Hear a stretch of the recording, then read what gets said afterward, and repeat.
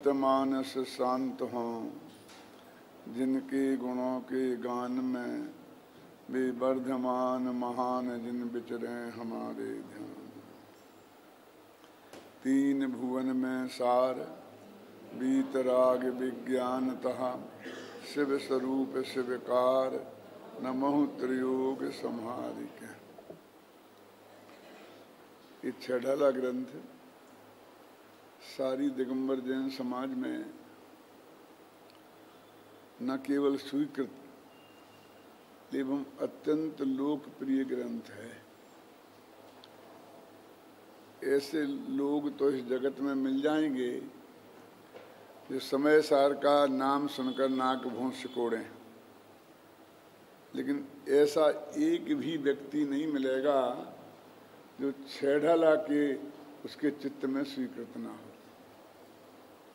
इसलिए मैं कहता हूँ कि दिगंबर जैन समाज की एकता का यदि कोई सबसे बड़ा साधन बन सकता है तो ये छेढ़ाला बन सकता है। छेढ़ाला की चर्चा देश में कहीं भी किसी भी ग्रुप के पास जाकर करो, कोई भी व्यक्ति उससे असहमत नहीं होगा।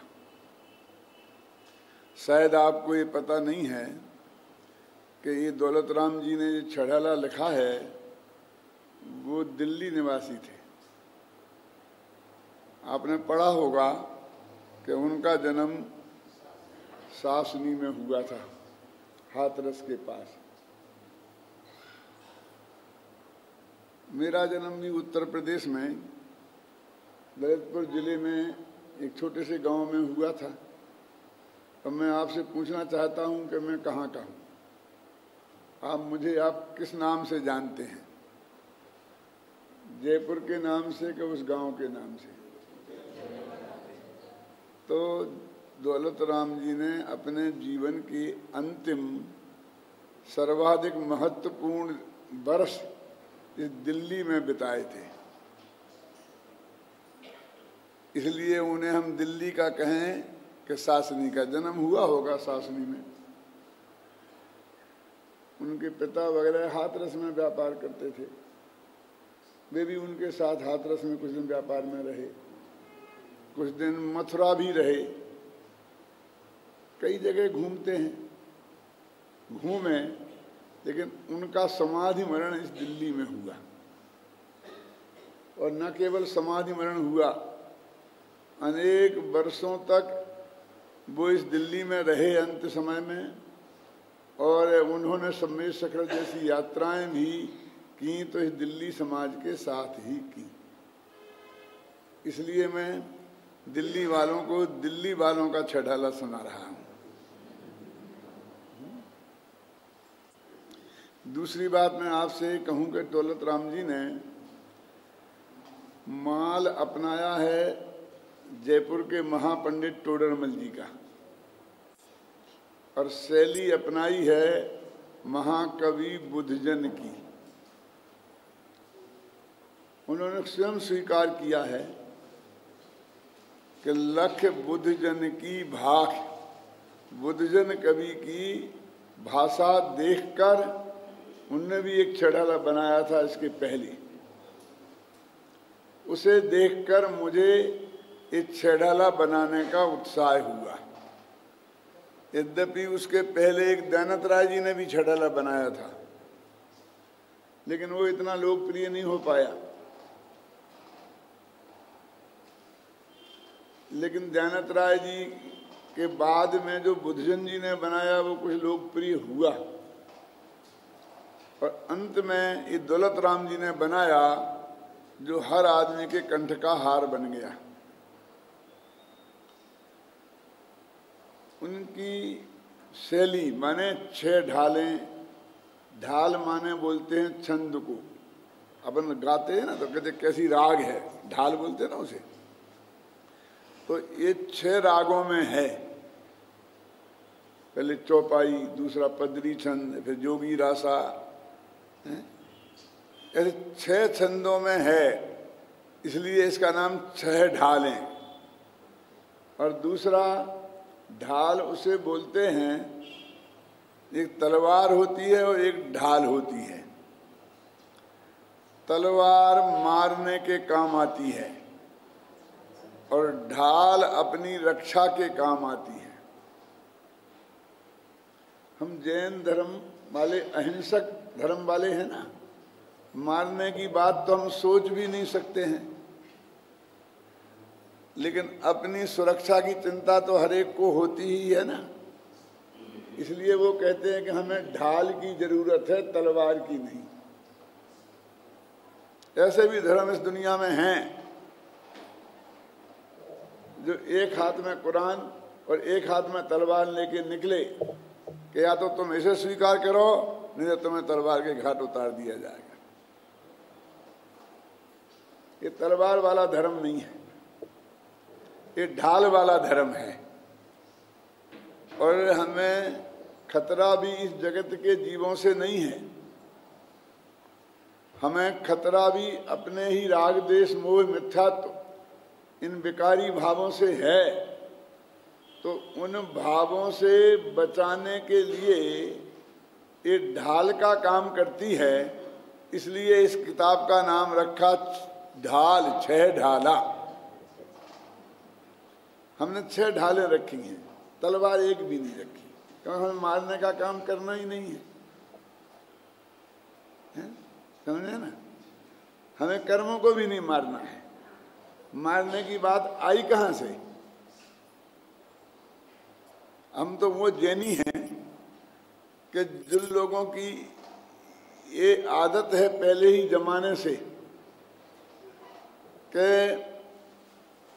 पा का सा बनाना हो, है ना, एक पा वाला सा होता है ना, षटकोण वाला, अथवा वा का बा बनाना हो तो क्या करें? तो एक छतरी से पूछें तो वो कहेगा पेट चीर दो, ऐसी लाइन खींच दो, बीच में बन जाएगा ना।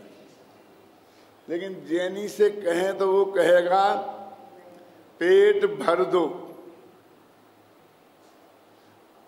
क्रिया एक ही है, लेकिन उसे वो भरना बोलता है, उसे चीरना नहीं बोलता है। उसकी भाषा में ये अहिंसक है, बना है। तो ये 6 ढाला हमारे विकारों से हमारी रक्षा करने वाला ग्रंथ है, इसलिए इसका नाम रखा 6 ढाला। और माल टोडरमल जी का है। ये क्यों कहता हूँ? इसलिए नहीं कि मैं जयपुर वाला हूँ और टोडरमल जी जयपुर के हैं, क्योंकि जो मोक्ष मार्ग प्रकाशक की स्टाइल है वो इनने अपनाई। क्या अपनाई मोक्ष मार्ग प्रकाशक की स्टाइल? पहले उसमें संसार के दुखों का वर्णन है, तो उसकी पहली ढाल में संसार के दुखों का वर्णन है। फिर उसमें दूसरी ढाल, दूसरे आगे चल करके अध्यायों में ये संसार में दुख भी, जो जीव दुखी है उसका कारण क्या है, तो इसकी भी दूसरी ढाल में दुखी होने का कारण क्या है ये बताया। फिर बताया कि ये सुखी कैसे हो, सुख क्या है, तो फिर उसकी बात करी। धर्म 2 प्रकार का होता है, श्रावक धर्म और मुनि धर्म। तो पहले श्रावक धर्म की बात करी, और श्रावक मुनि कैसे बनते हैं कि 12 भावनाओं का भाते हैं तो मुनि बनते हैं। तीर्थंकरों ने भी दीक्षा लेने के पहले 12 भावनाएं भाई थी, तो 12 भावनाओं का वर्णन किया और अंत में मुनि धर्म का वर्णन किया। तो इन्होंने टोडरमल जी की जो स्टाइल है वो अपनाई। जो बुद्धजन कवि की स्टाइल थी मालूम उसमें क्या है? पहली ही ढाल में 12 भावनाएं हैं, वो इन्होंने नहीं अपनाई। यद्यपि उसे देखकर इनको 6 ढाल में लिखने का भाव आया, समझे ना, और 6 छंदों में इन्होंने लिखा, लेकिन उनकी बात सिर्फ इतनी अपनाई, लेकिन उसमें सारा माल टोडरमल जी का भरा। मैं ऐसी पंक्तियां आपको निकाल के बता सकता हूं मोक्ष मार्ग प्रकाशक की और 6 ढाला की, कि जैसे हू बहू उनका पद्यानुवाद कर दिया हो। 6 ढाला को कांजी स्वामी तो छोटा समय सार कहा करते थे। ये छोटा समय सार है तो सबकी समझ में आ जाए, आसानी से सबको सहज भाव से स्वीकृत हो जाए, ऐसा एक ग्रंथ है। बहुत दिन पहले की बात है कि मैं एक जगह गया था, नाम नहीं बताना चाहता हूँ। तो वहाँ पर मैं गया तो वो एक संस्था चलाते थे, जिसमें लड़कियां पढ़ती थीं, बहुत बड़ा आश्रम था। तो उन्होंने मेरे से कहा कि आप लड़कियों की मीटिंग की कि साहब इनसे आप कुछ पूछो, इनसे की कुछ परीक्षा करो, प्रश्न करो इनसे। तो मैंने कहा नहीं, क्या जरूरत है कि नहीं आपको पता तो लगे। मैंने कहा आप पढ़ाते हैं, इससे ही हमें पता लग गया कि इनको सब कुछ आता होगा, पूछने की क्या जरूरत है। लेकिन उन्होंने बहुत आग्रह किया तो मैंने एक प्रश्न किया, बेटा क्या पढ़ते हो? तो क्या 6 ढाला। मैं 6 ढाला पढ़ती हूँ कि हाँ। तो 6 ढाला में किसकी कहानी है?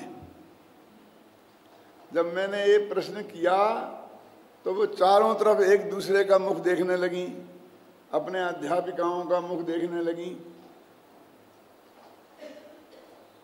सब चुप्पी, किसी ने कोई जवाब नहीं दिया। एक हिम्मत वाली लड़की थी, पीछे खड़ी हो गई हाथ उठा के कि साहब, मैंने कहा बोलो बेटा क्या बात है? कि एक मेरा प्रश्न आपसे है।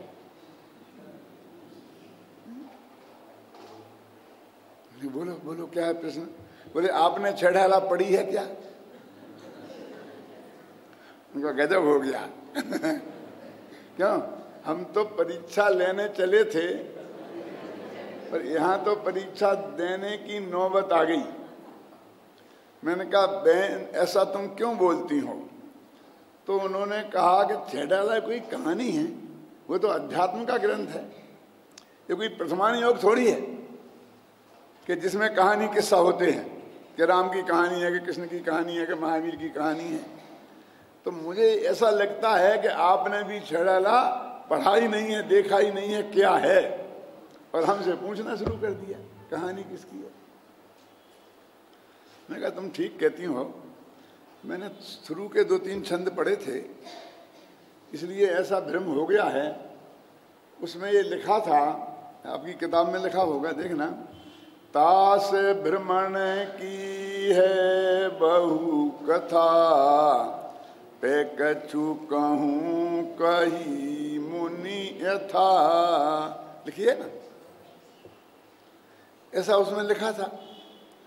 तो मैंने समझा कि जब वो प्रतिज्ञा कर रहे कि मैं थोड़ी बहुत कहता हूँ, तास भ्रमण की है बहु कथा, कहानी तो बहुत लंबी है, लेकिन मैं पूरी तो नहीं कह सकता हूँ, लेकिन मैं थोड़ी बहुत कहता हूँ, जैसी कि मुनिराजों ने कही है, कही मुनि यथा, हमारे आचार्य भगवानों ने कही है। तो मैंने कहा उन्होंने प्रतिज्ञा की तो कहानी भी कही होगी, मैंने आगे नहीं पढ़ा। अब मैं क्या करूं यदि कभी ही धोखा दे जाए तो? ने प्रतिज्ञा की ना कि तास भ्रमण की है बहु कथा, और पे कछु कहूं कही मुनि यथा, है ना प्रतिज्ञा इसमें। तो ये किसकी कहानी है 6 ढाला में? जीव की, हमारी, तुम्हारी, सबकी, बहनों की, भाइयों की। इस जगत में जितने जीव हैं सबकी एक कहानी है। और कहाँ से शुरू होती है एक कहानी और कहाँ खत्म होती है एक कहानी? काले अनंत निगोद मझार, बीत्यो एकेंद्रिय तन धार, वहां से शुरू होती है। अनादिकाल से अनंत काल बीत गया, तब ये हेडक्वार्टर में निगोद में रहता था, वहां से कहानी शुरू होती है। और खत्म कहाँ होती है? रही हैं अनंतानंत काल, तथा यथा शिव परिणये। क्या वो अनंत काल तक वे मोक्ष में चले गए ना, तो अनंत सुखी हो गए। और कब तक रहेंगे वहां? देखो, तो निगोद से शुरू हुई और मोक्ष में जाके कथन खत्म हुई। ऐसी कहानी है। और जब तक हम मोक्ष में नहीं गए तो समझ लेना कि हमारी कहानी अभी खत्म नहीं हुई है, बीच में ही चल रही है।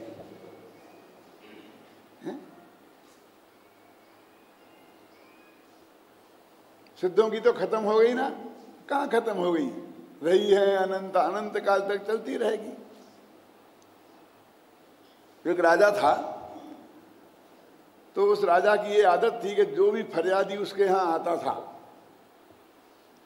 तो वो कहता साहब मेरे को उसने पीट दिया। तो उनका फिर क्या हुआ, वो ऐसा पूछता था बार बार। और लोग ऐसा फिर कुछ नहीं हुआ, कि कुछ नहीं हुआ ना तो जाओ। और नहीं रहता फिर क्या हुआ, फिर क्या हुआ, फिर क्या हुआ, फिर क्या हुआ, फिर क्या हुआ, पूछते ही रहते हैं। आखिरकार अंत में कहना तो पड़े ना कि फिर कुछ नहीं हुआ। एक आदमी उनके पास गया और उसने कहा साहब मैंने खेती की और बहुत गेहूं बोए, कि फिर क्या हुआ, कि इतनी अच्छी बरसात हुई, कि फिर क्या हुआ, इतने अधिक गेहूं बोए कि मैं उन्हें समेट नहीं सका। फिर क्या हुआ कि मैंने बोरों में भरकर एक बहुत बड़ा वेयर हाउस लेकर और उसमें वे सारे गेहूं स्टोर कर दिए। कि फिर क्या हुआ कि एक चिड़िया आती थी और उसमें से जाती थी, एक गेहूं का दाना लेकर के और फुर्र करके उड़ जाती थी। कि फिर क्या हुआ कि चिड़िया आई, उसने दाना लिया और फुर्र करके उड़ गई। कि फिर क्या हुआ कि चिड़िया आई तो तेरी ये फुरफुरबाजी कभी खत्म होगी कि नहीं? कि साहब गेहूं तो बहुत पैदा हुआ था ना, चिड़िया तो एक दाना लेके जाती थी तो सारा जब स्टोर खाली हो तब तो कहानी खत्म हो ना। कि जब आपकी ये फिरफिरबाजी खत्म होगी ना तब मेरी ये फुरफुरबाजी खत्म होगी। क्यों? कब कहा कथा नहीं खत्म हुई, शुद्ध में जाके खत्म थोड़ी हुई क्या? ये तो अनंत काल तक रहेगा ना वहां। तो ये ऐसी कहानी है कि जो कभी खत्म नहीं होती। आप जानते हैं ना सिद्धांत, अब हम बोलते हैं ना सिद्धांत शास्त्र, हमारा ये सिद्धांत है। आप जानते हैं सिद्धांत का क्या अर्थ है? कि जो बात जिसका अंत जाकर सिद्ध दशा में हो उसका नाम है सिद्धांत। कहीं बीच में ही अंत हो जाएगा, यहां से मर के स्वर्ग चले गए, खत्म नहीं, अंत का होगा। अंत सिद्ध दशा में होना चाहिए तो उसका नाम सिद्धांत। तो ये 6 डाला असली सिद्धांत शास्त्र है, क्योंकि इसका अंत सिद्ध में जाकर हुआ। देखो अपने जितने भी पुराण हैं उनमें जो कहानियां हैं, 50 भव की कहानियां हैं ना उसमें, लेकिन वो कहानी खत्म कब होती है? फिर मर के स्वर्ग चले गए, फिर नरक चले गए, फिर मनुष्य हो गए, फिर त्रिंश हो गए। मामला चलता ही रहता है, चलता ही रहता है। क्यों? जिस सिनेमा में जाते हो तो कहानी का अंत कहाँ होता है? अरे हिंदुस्तान के सिनेमा की एक स्टाइल है, मैं आपको 2 मिनट में बता दूं।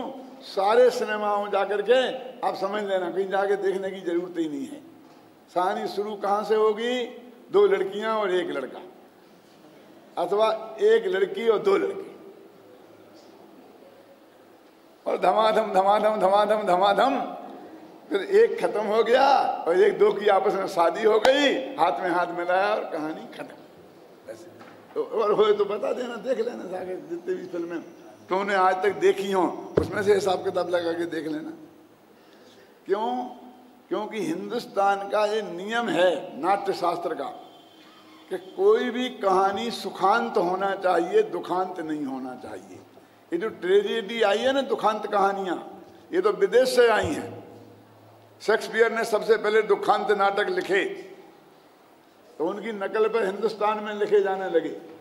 लेकिन भरत मुनि हुए 2000 वर्ष पहले, उन्होंने नियम लिखा महाकाव्य का, नाटक का, तो लिखा कि हर कहानी का अंत सुख में होना चाहिए, तो ही वो कहानी है भारत, नहीं तो कहानी नहीं है।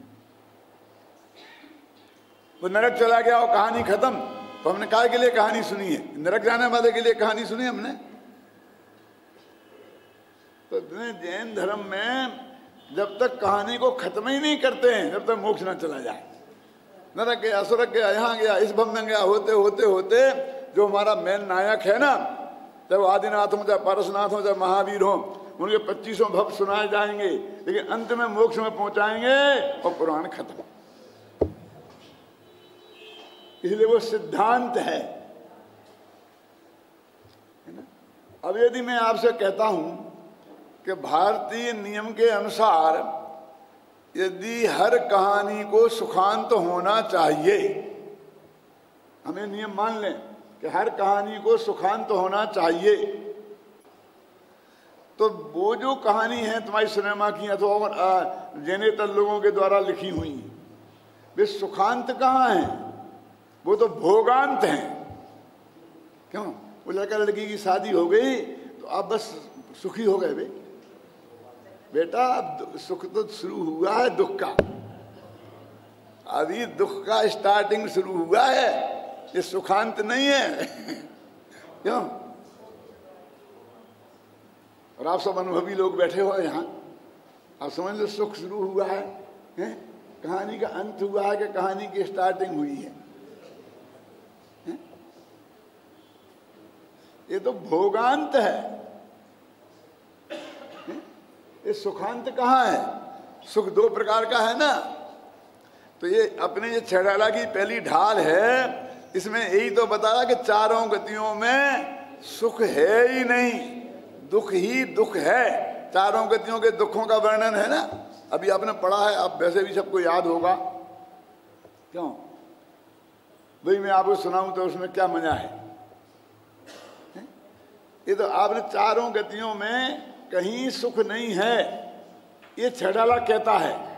तो वो जो दोनों की शादी होगी वह कोई गति नहीं रही, वो तो कहते हैं चार गतियों के अलावा जो पंचम गति माने मोक्ष है, उसमें पहुंच जाए तो ही सुखांत है, अन्यथा वो दुखांत ही है। जब चारों गतियों में दुख ही दुख है तो वहां कहीं नरक चला गया कि स्वर्ग चला गया तो वो सुखांत कहाँ हो गया? नरक गया तो दुखांत, और स्वर्ग चला गया तो सुखांत, ये तुम कहां से लाए? भगवान आदिनाथ भगवान की अपन पूजा करते हैं ना, बहुत पुरानी पूजन है, तो उसकी जयमाला में आता है ना, मारी दीन तनी सुने बीनती, आदिश्वर महाराज हो, मारी दीन तनी सुन बीनती। बोल बोल तेरे को क्या कहना है कि चारों गति के माही जो दुख पाए सो सुनो। पहली बात मैं सब कह दी कि मैंने चारों गतियों में दुख ही दुख पाए, अब वो कहानी तुम सुनो। देखो पूजा में भी कि तुम कह रहे कि नहीं कह रहे, मैं समय सार की गाथा तो नहीं बता रहा तुम्हें। ये पूजन तो तुमने कई दफे की होगी कि नहीं की होगी। बहुत दिन पहले मैं अशोकनगर में रहता था, करीब 40 साल से पहले की बात है ज़्यादा। तो वहाँ पर एक सेठ जी ने मंदिर में एक वेदी बनवाई थी, उसमें भगवान आदिनाथ विराजमान कह रहे थे। एक सेठ जी ने चंदा प्रभु भगवान की मूर्ति विराजमान की थी दूसरी वेदी में। भाग्य की बात कि हम तीनों का, उन दोनों सेठ जी का और मेरा, एक ही तारीख में ऑपरेशन हुआ। मेरा तो अपेंडिक्स का था छोटा सा, उनका बड़े बड़े ऑपरेशन हुए होंगे। और हम अस्पताल से लौट के एक साथ घर आए तो एक सेठ जी बोले कि पंडित जी आदिनाथ की कृपा से मैं तो आ गया सुरक्षित वापस। दूसरे सेठ जी बोले कि चंदा प्रभु ने मुझे बचा लिया। तो मैंने कहा भैया मैं कैसे बच के आ गया मेरी समझ में नहीं आता, क्योंकि मेरे पास ना आदिनाथ है ना चंदा प्रभु है। सच्ची घटना है।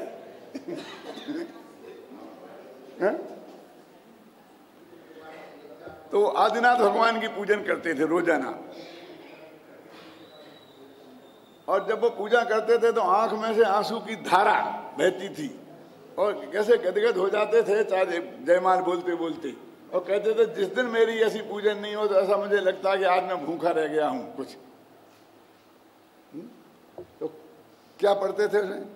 ऊंट बलद भैंसा भयो तापे लदियो भार अपार हो, नहीं चाल्यो तहाँ गिरे पड़ो, पापी देशोटन की मार हो, मारी दीन तानी सोन। सबको याद है क्या? क्या कह रहे? ऊंट बलद भैंसा भयो। ऊंट हुआ, बैल हुआ और भैंसा हुआ। ये तीनों को बैलगाड़ी जोता जाता ना, बैल को बैलगाड़ी में, ऊंट को ऊंट गाड़ी में, भैंसा को भैंसा गाड़ी में।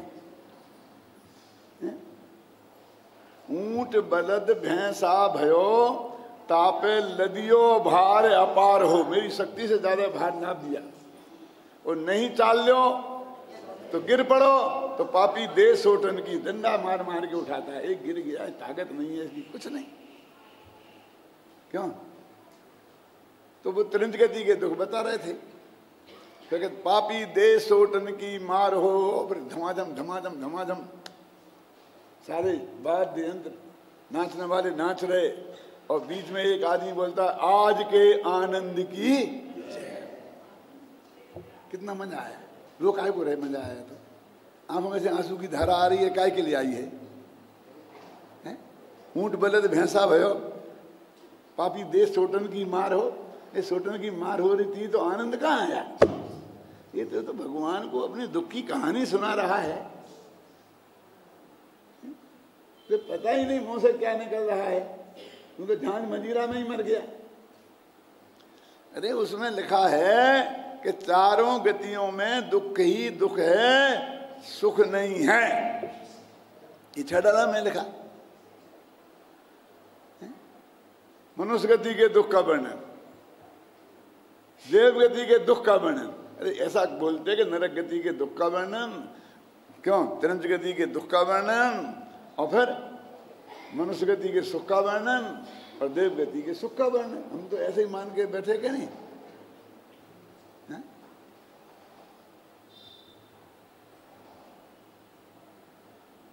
लेकिन इसमें तो चारों गतियों के दुखों का ही वर्णन है। लिखा है नरक में तीन लोक को नाज जू खाए, एक कण नहीं मिलता। इतना अनाज कि तीन लोक में जितना अनाज पैदा होता है वो सारा अनाज वो खा जाए तो भूख नहीं मिटे, फिर भी एक दाना नहीं मिलता है। ठीक है ना? बात बिल्कुल सच्ची है। क्यों अम्मा जी? ठीक है क्या? ठीक है। तीन लोक में कहाँ कहाँ अनाज पैदा होता है? तो देवलोक में कौन सा अनाज पैदा होता है? नरकों में कौन सा अनाज पैदा होता है? और मध्यलोक में इतने समुद्र हैं, उनमें कौन सा अनाज पैदा होता है? और जहाँ भी जमीन है उस जमीन में भी दिल्ली के इतने बड़े एरिया में कहाँ अनाज पैदा होता है? माने बहुत कम एरिया है जहाँ अनाज पैदा होता है। तो तीन लोग का अनाज क्यों बोल रहे? अरे भाई तुम्हें तो कल्पना करके उसका अंदाज करा रहे। ये तीन लोग का अनाज कह करके तीन लोग में अनाज पैदा होता है, ये अर्थ नहीं निकालना। वे अनाज कहाँ कहाँ पैदा होता है इसका वर्णन नहीं कर रहे। क्यों? काय का वर्णन कर रहे हैं? उसकी भूख, उसकी आकुलता का। क्योंकि हमारी समझ में यही आता है कि हम 2 रोटियां खाते हैं रोजाना और हमारी भूख शांत हो जाती है, और जिस दिन में 2 रोटियां नहीं मिलें तो हम तड़प जाते हैं। तो 2 रोटियां नहीं मिलने का दुख कितना होता है, तो उससे अंदाजा लगाओ कि 3 लोग के अनाज का दुख कितना होगा। आप समझे ना? ये कोई अंदाजा की बात है, ये तो आपको बताने की बात है। ये कोई ऐसी बात नहीं है कि जब आप रिसर्च करने बैठ जाओ कि कौन कौन सा कहाँ कहाँ अनाज पैदा होता है। यदि मान लो जितना अनाज पैदा होता है और उसकी आपकी जो है ना कितनी 7 साल 3.5 हाथ की शरीर है, कितना बड़ा पेट है, तो इतना ज़्यादा अनाज खा भी सकते हो? क्यों? वो इतना बड़ा अनाज हो तो अनाज वो इतना खा सकता है क्या? आपको 2 रोटी की भूख है, किसी को 10 रोटी की भूख है, 10 खाता है, लेकिन दोनों को 2 वाले को 2 नहीं मिले और 10 वाले को 10 नहीं मिले, तो दोनों का दुख बराबर ही होता है कि 10 रोटी वाले का कुछ ज़्यादा होता है? भूख माने भूख है? लेकिन हमारे इस जगत के जो जीव हैं उनको ये समझ में ही नहीं आता। उनको तो सिर्फ खाने में सुख और खाना नहीं मिलने में दुख, इसमें ही समझ में आता है, इसलिए उनको उसी की भाषा में समझाया। क्यों? प्यास लगती है, बहुत तकलीफ होती है, एक गिलास पानी मिल जाए ठंडा तृप्ति हो जाती है। वो सिंधु नीरते सारा समुद्रों पानी पी जाए तो भी प्यास ना बुझे। क्यों? कहाँ पानी है, कौन को पीना है, कहाँ लेना देना है। सिर्फ ये बता रहे कि भूख प्यास के दुख से तुम परिचित हो, जिन दुखों से तुम परिचित हो उससे तुम्हें अनुमान लगा रहे। बस खत्म।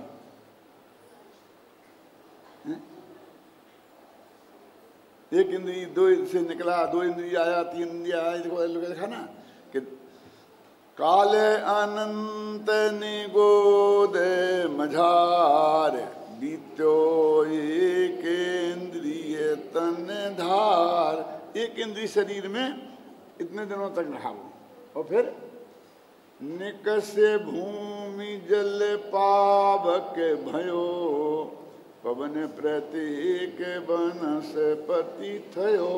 कभी सोचा इसका अर्थ क्या है? एक इंद्री में तो निगोद में रहा और फिर वहां से निकल करके फिर एक इंद्री किनारे जी।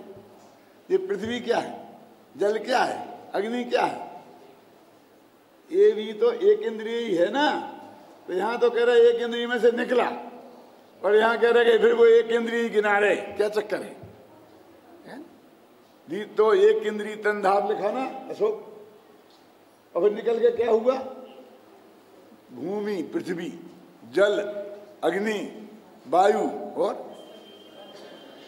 वनस्पति नहीं, प्रत्येक वनस्पति। क्या मतलब है? वनस्पति दो प्रकार की होती है, साधारण वनस्पति और प्रत्येक वनस्पति। और निगोदिया साधारण वनस्पति में होते हैं, प्रत्येक वनस्पति में नहीं होते। ख्याल में महामंत्री जी, तो वो वहां से साधारण वनस्पति में से निकला तो वो भी एक इंद्रिय था निगोद, और फिर इन एक इंद्रियों में आया, इसलिए वहां साधारण छोड़ दिया। वनस्पति में पानी में कोई भेद नहीं किया, अग्नि में कोई भेद नहीं किया, पृथ्वी में कोई भेद नहीं किया। निकस भूमि जल पावक भयो लगा ना, हवा में कोई भेद नहीं किया। और जब वनस्पति की बात आई तो दो भेद कर दिए कि प्रत्येक वनस्पति हुआ, माने साधारण वनस्पति में से तो निकला ही है। और फिर घुमाया, कहानी शुरू है, आगे बढ़ रही है। कभी त्रिश हुआ, चिंतामणि जैसे रत्न मिल गया हो, ऐसे त्रिश पर्याय प्राप्त हुई है ना। चिंतामणि रत्न किसे बोलते हैं? देखा तो आज तक किसी ने नहीं। क्यों देखा है अशोक? देखा है? अरे देखा है क्यों घबराते हो? शास्त्र में देखा है ना। शास्त्र में देखना भी तो देखना है, शास्त्र में देखना भी तो देखना है कि नहीं है? बोलो कि क्या है कि एक ऐसा होता है रत्न कि वो जिसके पास हो तो अपन जो सोचें सो मिले। बहुत अच्छी चीज होती होगी, क्यों? कि जो सोचें सो मिले। फिर अब उसकी व्याख्या बाद में कभी देखेंगे। यदि कदाचित ऐसा हो भी जाए, वो आता ना, एक दफा बहुत तपस्या की तो शंकर जी खुश हो गए कि उन्होंने कहा वरदान दो कि साहब मैं जो चाहूं वो मिल जाए। क्या बेटा हो जाएगा, जो तू जो चाहेगा तो सो मिलेगा, बस लेकिन इतनी बात है कि जितना तुझे मिलेगा उससे दूना तेरे पड़ोसी को मिलेगा।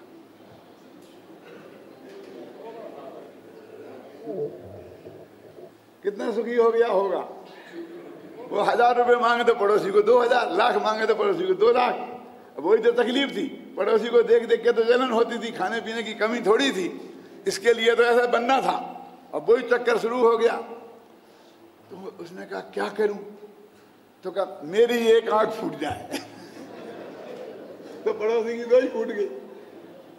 तो इसको कहते ना कि दूसरों की 2 आंखें फोड़ने के लिए अपनी भी एक आंख फोड़ने को ही तैयार हो जाता है। तो वहां से निकल के 2 इंद्री में आया चिंतामणि रत्न के समान, फिर 3 इंद्री हुआ, चिंटी हुआ, मक्खी हुआ, मच्छर हुआ, क्यों? फिर सेनी पंचेंद्री हुआ, असेनी पंचेंद्री हुआ। ऐसी कहानी चलते चलते वो पहली ढाल में तो जो उन्होंने कहानी अंत में जाके कहाँ खत्म करी कि यदि तू भवनवासी बेंतर ये देव हो गया तो भी तुझे कोई सुख की प्राप्ति नहीं मिली। और अंत में लिख दिया जो विमानवासी हु थाए तो सम्यक दर्शन बिन दुख पाए।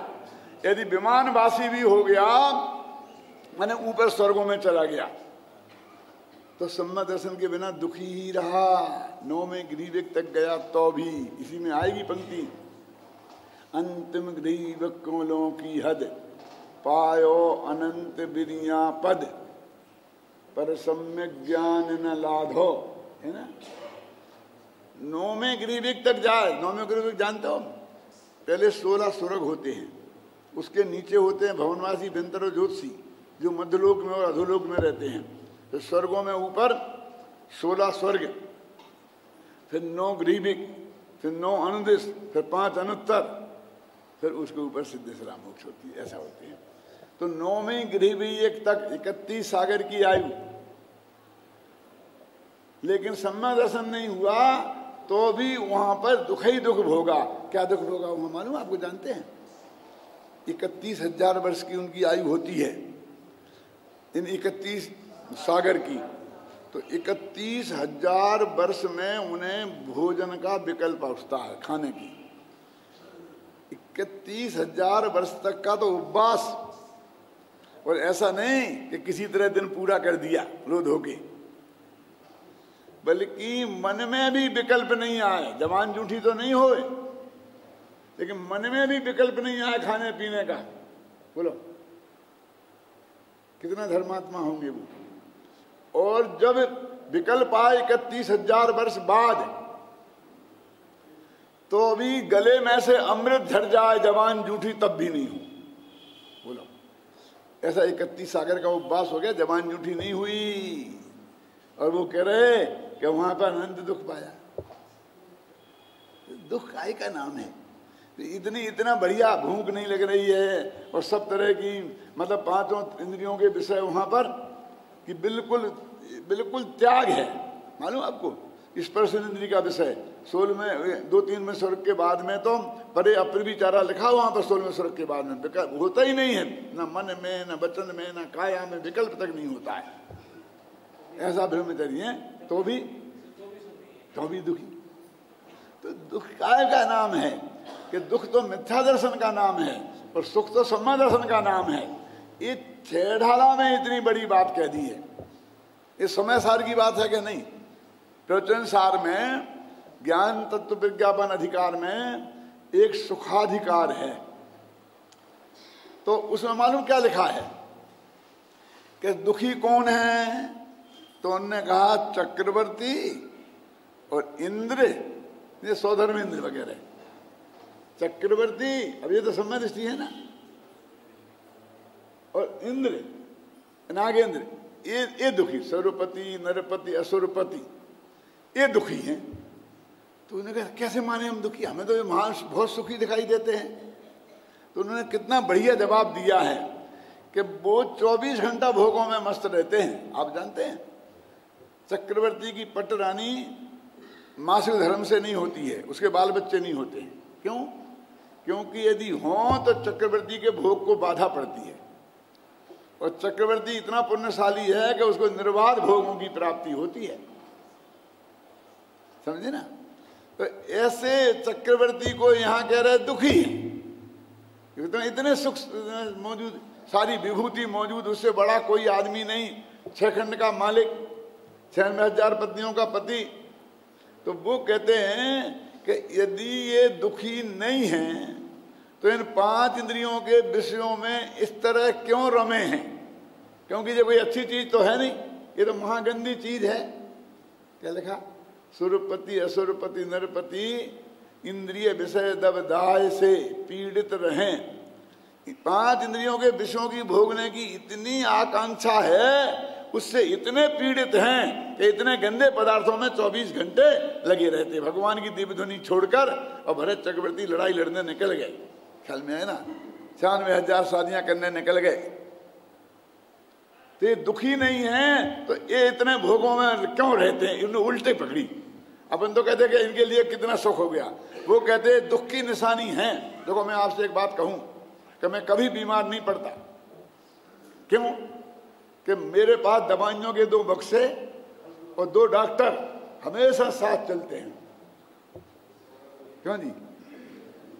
तो मैं कभी बीमार नहीं पड़ता, इसकी निशानी है दवाइयों के बक्से और डॉक्टरों का चलना। कि मैं सदा बीमार हूं, इसकी निशानी है। बोला तो वो कहते इतनी भोग सामग्री उनके पास है और वे उसे भोगते हैं, तो ये उनके सुखी होने की निशानी है कि दुखी होने की निशानी है? उसने बहुत अच्छा एक उदाहरण दिया, बहुत उदाहरण दिए। मैं एक उदाहरण छोटा सा आपको सुनाता हूं। पुराने जमाने में ऐसा होगा कि जब कान में भयंकर दर्द होता था ना, तो कहते हैं कि बकरे की पेशाब कान में डालो तो वो दर्द ठीक हो जाता है। मेरे कहने से कोई डालना मत, कोई तकलीफ हो तो डॉक्टर से पूछना। मैं इसका डॉक्टर नहीं हूं, लेकिन ये समय सार में लिखा है, प्रवचन सार में लिखी है ये बात, आचार्य भगवान ने लिखी है। लेकिन आचार्य भगवान भी कोई डॉक्टर वैद्य नहीं थे, फिर जाके तुम लड़ने आ जाओ बाद में। मैं तो सिर्फ उदाहरण के लिए देता हूं। वो कहते हैं कि बकरे की पेशाब कान में डालो तो कान का दर्द ठीक हो जाता है। तो एक आदमी के कान में भयंकर दर्द था, पहले उससे कहो वैसे ही दर्द नहीं हो कि ये बकरे की पेशाब है, पड़ी है इस कटोरे में, तो तुम इसे फेंक आओ। क्या समझते हो तुम? मुझे भंगी समझते हो? तुम क्या समझते हो मेरे को? मैं नहीं छूऊंगा। उस कटोरे को छूने को तैयार नहीं है। और जब वो कान में भयंकर दर्द हुआ तो कहा कि देखो ये बकरे की पेशाब है, कान में डालेंगे दर्द ठीक हो जाएगा। लेकिन ये समझ लो तुम कि बकरे की पेशाब है, और कान में डालेगी तो अकेले कान में नहीं रहेगी, ये गले में पहुंच जाएगी, मुंह में पहुंच जाएगी। क्योंकि अंदर सब एक ही मामला है, बाहर से अलग अलग दिखते हैं ये रास्ते। क्यों? और तुमने करीब गर्म पानी से नीचे कभी पानी तक नहीं पिया है? बोलो डालें क्या नहीं डालें? ये क्यों बहस करता है? डालना जल्दी देर क्यों करता है? तो वो ये जो कह रहा है कि डाल दे जल्दी देर क्यों करता है, तो आचार्य कहते हैं ये उसके दुखी होने की निशानी है कि सुखी होने की निशानी है।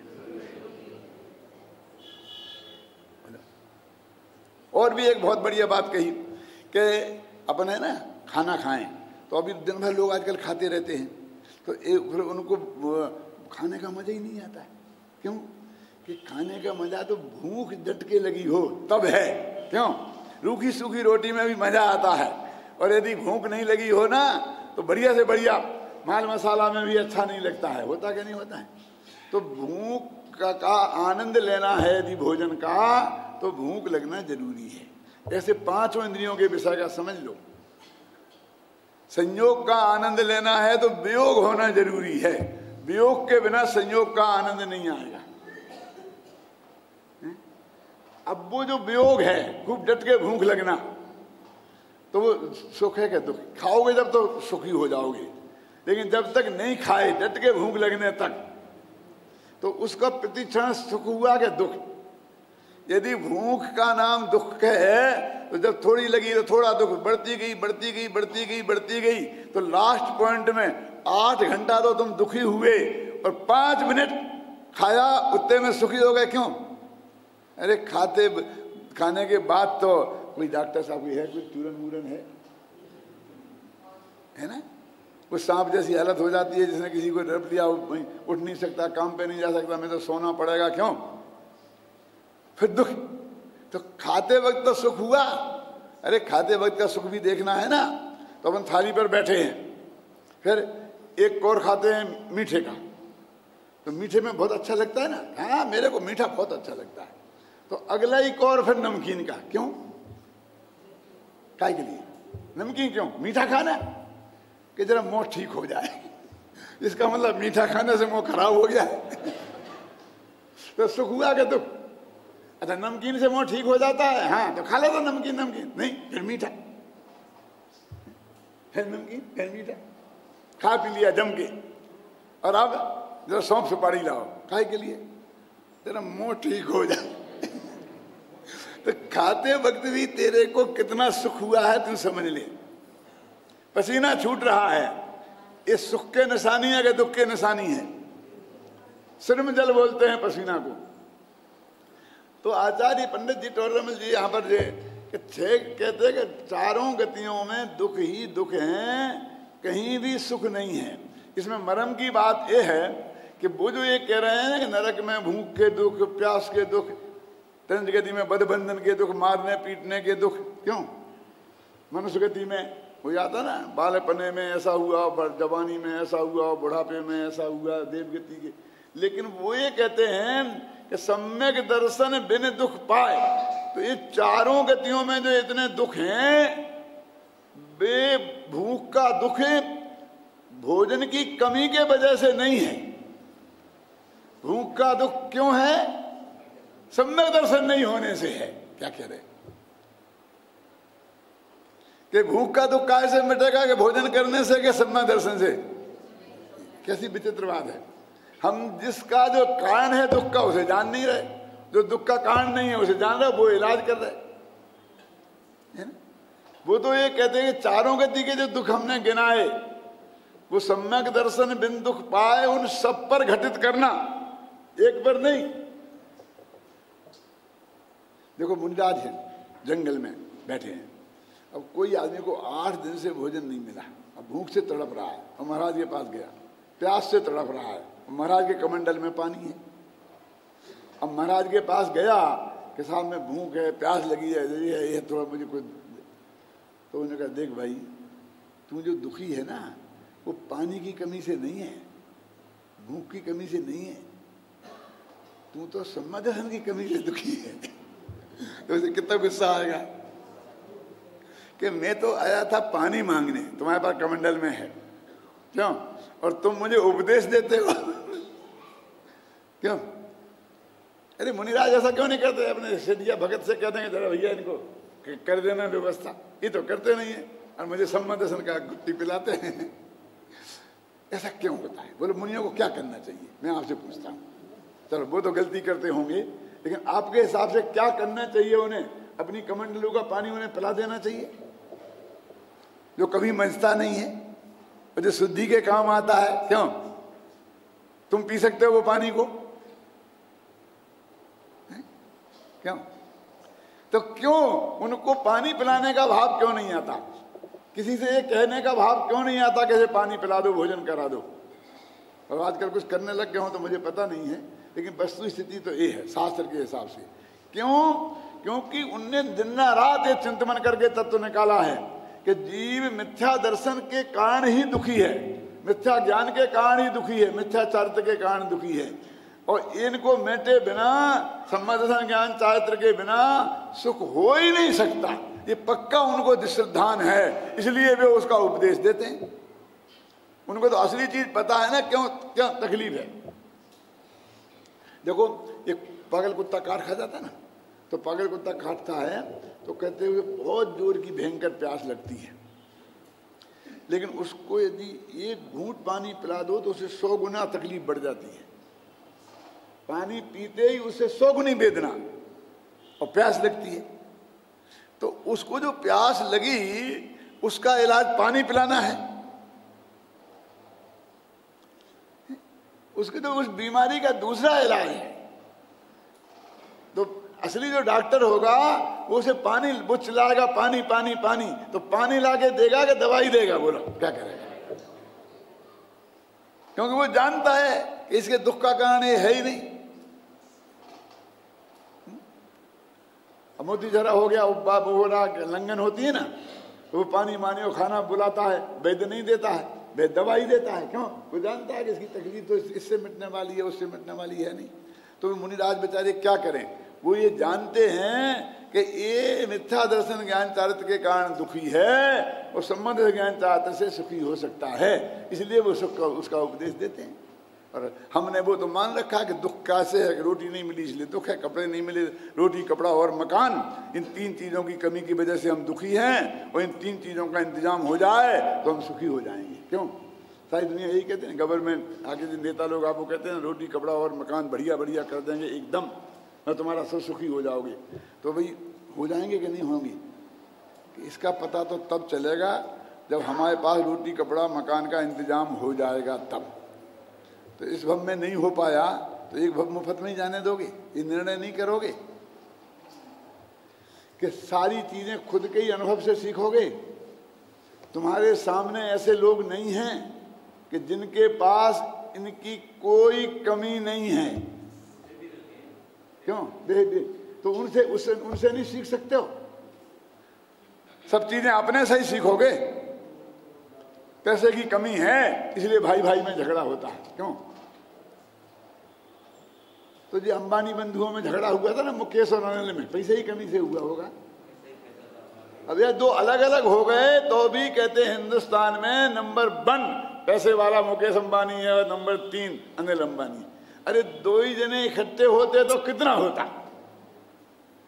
अब दोनों के पास इतना हो, इतना झगड़ा किस बात का? बोलो काय का झगड़ा है? ये सुखी हो गए। और गांव गांव में सब्जी बेचेंगे वे, आलू भिंडी बेचेंगे वे गांव गांव में, और भिंडी के खेत लगा के पैदा करेंगे और वहां से सीधी लाएंगे और बेचेंगे। उन्हें कुंजड़ों को भी भूखों मारना है।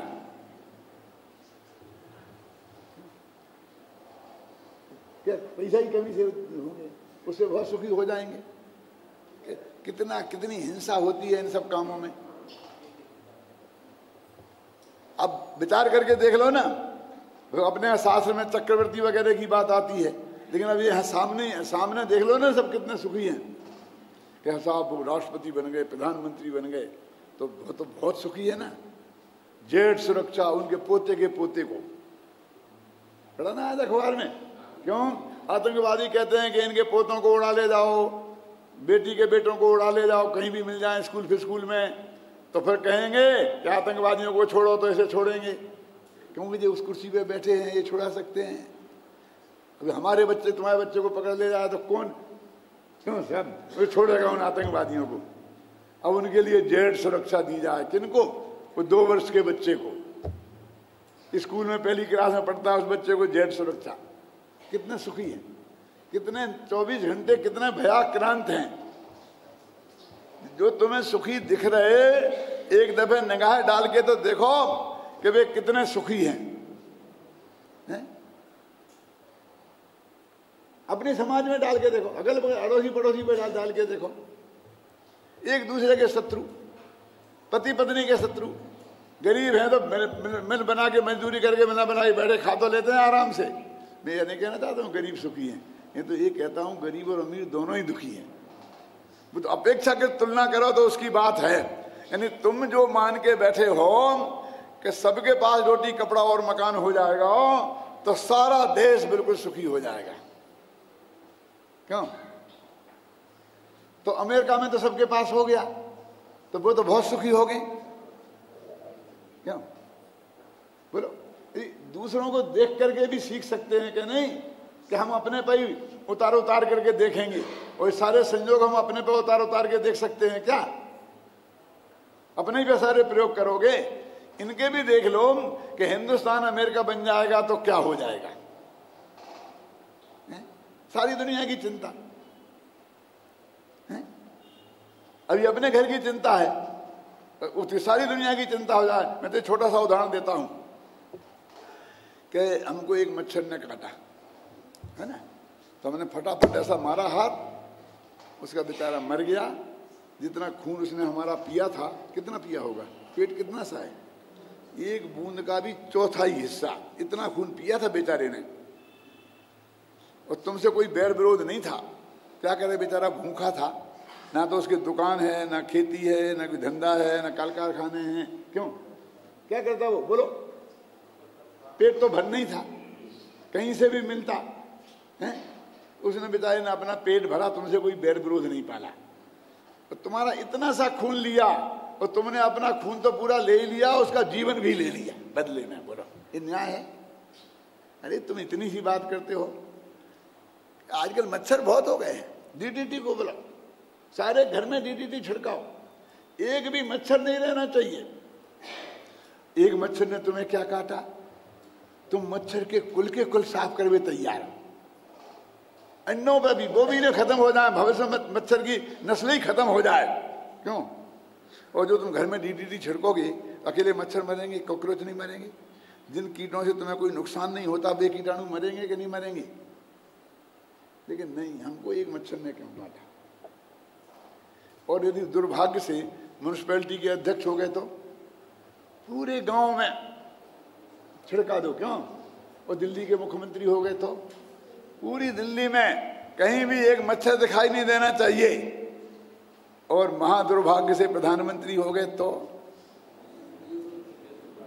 सारे देश में एक मच्छर जिंदा नहीं रहना चाहिए। अखबारों में निकाल दो, दीवारों पर लिख दो कि एक मच्छर लाके जो बताएगा मलेरिया का मरीज उसे 1000 रुपये इनाम। क्यों? एक मच्छर को मारते हैं, दूसरा मच्छर पैदा हो जाता है, डेंगू जाता है तो चिकनगुनिया आ जाता है, मलेरिया जाता है। क्यों? क्या होता है बोलिए? लेकिन हम कितने बड़े हत्यारे हैं कि एक मच्छर ने हमें काटा। क्यों? तो हमने सारी दुनिया के मच्छरों को निकाल दिया। तो हम क्या करते हैं? हम काटने देते। काय को काटने देते? हम क्यों क्या काटने देते? मच्छरदानी लगा लेते। क्यों? अरे भाई, अपने पैर में तुम्हारी गड़बड़ होती है, कीचड़ लगता है, तुम जूता पहन लो ना। सारी दुनिया को चमड़े से क्यों मरते हो? सारी दुनिया को चमड़े से मर दो। क्यों? अपने पैर में जूता पहन लो ना। तो अपनी सुरक्षा करो, करना है तो उसका नाम सुरक्षा है। ये उनको मार डालो, उसका नाम सुरक्षा है। ये जीव सुखी हैं, इन्हें कभी सुख मिलेगा? बोलो, राजेश्वरी सो नरकेश्वरी, ऐसा लिखा है। राजा यदि गृहस्थी में मरे राजपथ पे तो गारंटी से नरक जाता। चक्रवर्ती भी, चक्रवर्ती यदि गृहस्थी में मरे तो गारंटी से नरक जाते हैं, आप जानते हैं। और फिर वो जाते हैं तो छोटे मोटे नरक नहीं जाते, सीधे 7 में कि भरत तो मोक्ष गए, चक्रवर्ती। अरे भरत चक्रवर्ती थोड़ी मोक्ष गए। वो जब दीक्षा ले ली और भरत मुनि बन गए तो भरत मुनि मोक्ष गए हैं। और हम भरत चक्रवर्ती मोक्ष गए। भरत चक्रवर्ती का है वो मोक्ष गए, मुनि मोक्ष गए ना। यदि वो चक्रवर्तित्व में हमारे शुभम चक्रवर्ती, ब्रह्मदत्त चक्रवर्ती, तो नरक गए कि नहीं गए? तो जो चीज अनंत दुख का कारण है उसे हमने सुख स्वरूप मान लिया है, सुख का कारण मान लिया है। गुजरात की तो हालत ऐसी है, हम जाते हैं कभी वहां तो हम, यहाँ कितने घर जैनियों के होंगे? तो कहते हैं कि 100 घर होंगे। फिर बिना ही पूछे बताते हैं कि 10 घर सुखी हैं। लेकिन हमने कब पूछा था कि कितने सुखी है, कितने दुखी है? क्यों? आप समझेंगे 10 घर सुखी का मतलब क्या है? अरे हम तो जानते हैं कि सारे संसार में कोई सुखी नहीं है। जो संसार विषय सुख हो तो तीर्थंकार क्यों त्यागे, काहे को शिव साधन करते, संयम सो अनुरागे। बोलो, सुख है संसार में। उनके पास क्या कमी थी? भरत चक्रवर्ती के पास क्या कमी थी? उन्हें सुख महसूस नहीं हुआ, तब तो एक क्षण में पूरा छोड़ के और नंगनगर होके चले गए ना। और हम कहते हमें मिल जाएगा, हम तब देखेंगे अनुभव करके। भाई, बहुत बातें दूसरों के अनुभव से भी सीख लेना चाहिए। पहली ढाल का एकमात्र इतना ही कथन है कि संसार में सुख नहीं है। ये बात आपकी समझ में आ गई तो समझ लेना, पहली ढाल समझ में आ गई।